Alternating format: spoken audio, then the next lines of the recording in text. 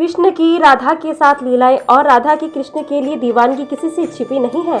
आज भी उनके प्रेम का उदाहरण लोग देते हैं। भले ही एक दूसरे के कभी नहीं हो सके, लेकिन फिर भी राधा का नाम कृष्ण से पहले लिया जाता है।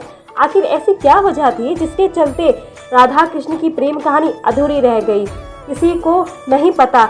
गर्ग संहिता और पुराणों में इसकी वजह बताई गई है। तो चलिए जानते हैं आखिर क्यों नहीं हो सकी राधा कृष्ण की शादी, क्यों रह गई अधूरी प्रेम कहानी। गर्ग संहिता के मुताबिक कृष्ण जब बचपन में नंद बाबा की गोद में खेल रहे थे, तभी एक अद्भुत शक्ति का आभास हुआ और वो कोई और नहीं राधा रानी थी। वो तुरंत ही बाल अवस्था को छोड़कर यौवनावस्था में आ गए। ऐसा माना जाता है कि इसी समय ब्रह्मा जी ने राधा कृष्ण का विवाह करवाया था।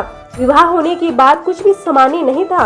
विवाह के बाद भी ब्रह्मा जी और राधा रानी अंतर्ध्यान हो गए और कृष्ण ने भी अपनी बाल अवस्था धारण कर ली। पुराणों के अनुसार जब कृष्ण जी वृंदावन छोड़कर जा रहे थे, तब उन्होंने राधा से वादा किया था कि वह लौटकर अवश्य आएंगे। लेकिन उनकी मुलाकात रुक्मिणी से हुई, जो उनसे मन ही मन अपना पति मान चुकी थी।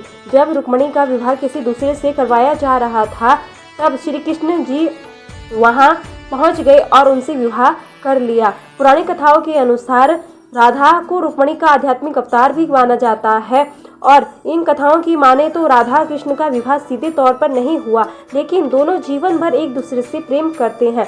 ब्रह्मावृत पुराण के अनुसार ही राधा का विवाह यशोदा के भाई रयान गोपा से हो गई थी और राधा रिश्ते में कृष्ण की मामी लगने लगी थी। ऐसा भी माना जाता है कि राधा ने घर छोड़ दिया था और एक परछाई अपने घर पर छोड़ी थी और उसी से गोपा की शादी की गई थी।